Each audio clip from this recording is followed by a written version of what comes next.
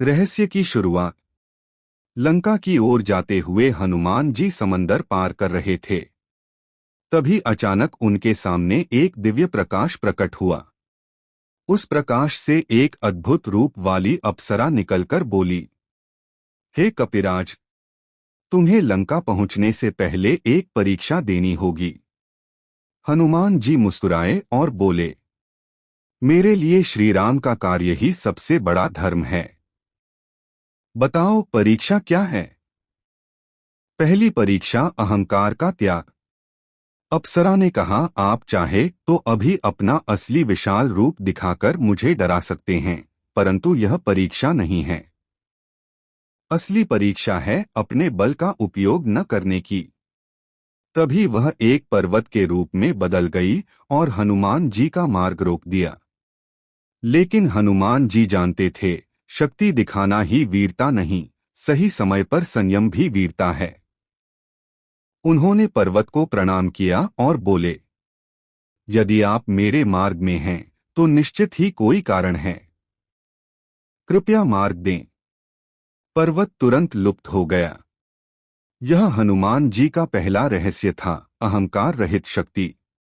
दूसरी परीक्षा, मन की स्थिरता। आगे बढ़ते बढ़ते एक गहरा अंधकार छा गया। उसमें एक आवाज आई, हे वानर, लौट जाओ, लंका तुम्हें नष्ट कर देगी। यह भ्रम का मायाजाल था। पर हनुमान जी ने मन को श्री राम के चरणों में टिकाकर कहा, जहां राम का नाम है वहां भय कैसा। अंधकार तुरंत हट गया।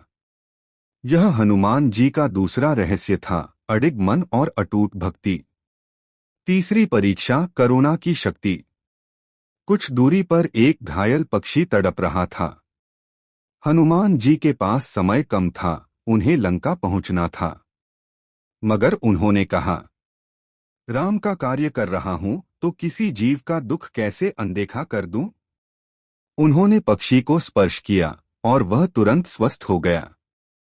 वह पक्षी देवदूत बनकर आसमान में गया और बोला, हे पवन पुत्र, आपकी करुणा ही आपकी सबसे बड़ी शक्ति है। यह हनुमान जी का तीसरा रहस्य था, दया और सेवा का भाव। कथा का रहस्योद्घाटन। जब हनुमान जी लंका पहुंचे तो सीता माता ने पूछा, पुत्र हनुमान, इतने खतरों के बीच तुम यहाँ कैसे पहुंचे। हनुमान जी ने उत्तर दिया, माते, मेरे पास कोई रहस्य नहीं। भक्ति, करुणा और विनम्रता ही मेरी राह बन गई।